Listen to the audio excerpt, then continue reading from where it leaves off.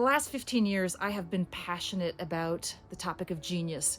I have studied it. I have researched it. I built a company called the Everyday Genius Institute. I have taught it. And I was so interested in genius, but I was interested in understanding it and seeing it in everybody else. But the truth was, I couldn't see it within myself. I couldn't see my own genius. And then this last year, I had two breakthroughs.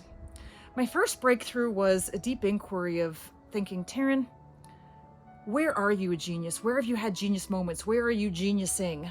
And really thinking, there are places in my life that I do have that energy of genius or that expression of genius.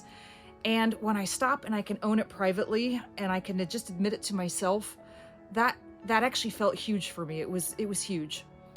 But the second breakthrough didn't come until about 2 weeks ago. Now, while maybe a year ago I could have admitted this privately to myself, what I couldn't do was admit it publicly. I couldn't sit here on a video or on a stage and say, you know what? I actually do have a brilliance. I do have a genius. I have had moments of incredible insight and amazing, what you might call genius moments. And I was so afraid to admit that because I thought people would laugh at me. They wouldn't believe me. They wouldn't see within me what I maybe saw within myself, that people would think I was arrogant or fill in the blank. And it was this incredible fear of admitting it out loud. And then I thought, that actually isn't good. That's not healthy. And that doesn't make any sense. Does it matter what the world thinks, or does it only matter what I think? Do I think it was brilliant? Do I think it was good? And I have a pretty high bar for my own self. And when the answer to that is yes, and I can own it, then does it really matter what the world thinks? I would say no.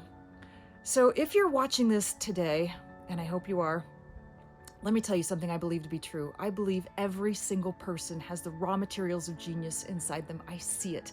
To me, it's like the essence or the frequency of the creative force of the universe, or kind of almost like a God energy that is inside someone.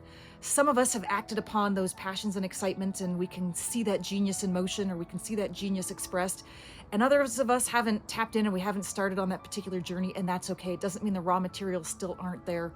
We all have the ability to focus our genius and to express ourselves in ways that, if we do it long enough over time, look like genius. And as long as we just see it within ourselves, it doesn't matter what the world thinks.